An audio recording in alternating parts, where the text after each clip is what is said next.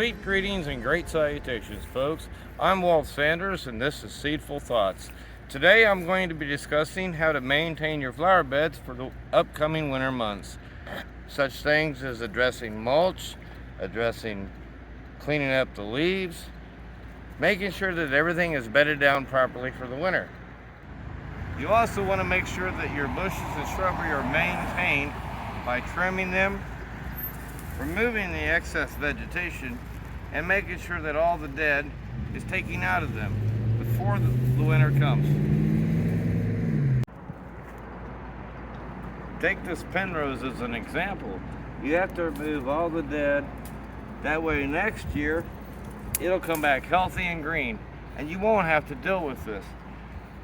You clip all the dead branches off, you take all the dead buds off, and it will leave you with a very healthy flower come spring.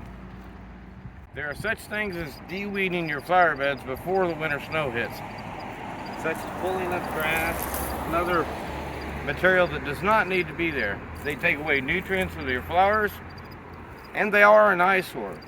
Properly dispose of them correctly.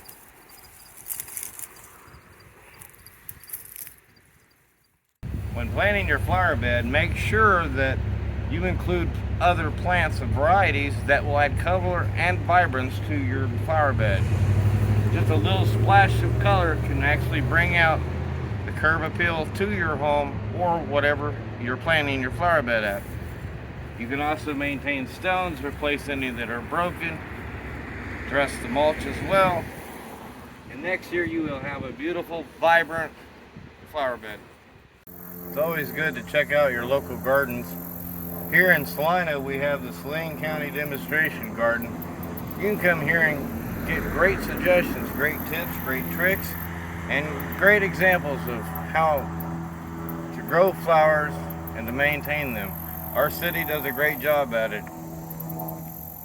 At the K-State Master Gardeners Program, they make sure to list and label each and every plant. So if you're just kind of curious of what annuals and what perennials to plant and how they will look in your yard, here is a great example. Thanks again for watching here. As we part, we see the lovely, beautiful grounds at Oakdale Park, Salina, Kansas. I myself have had a career in horticulture for over 4 decades, and I can say that this is a beautiful example of what true hard work and dedication can equal. I hope you folks enjoyed this video, and thanks again for watching.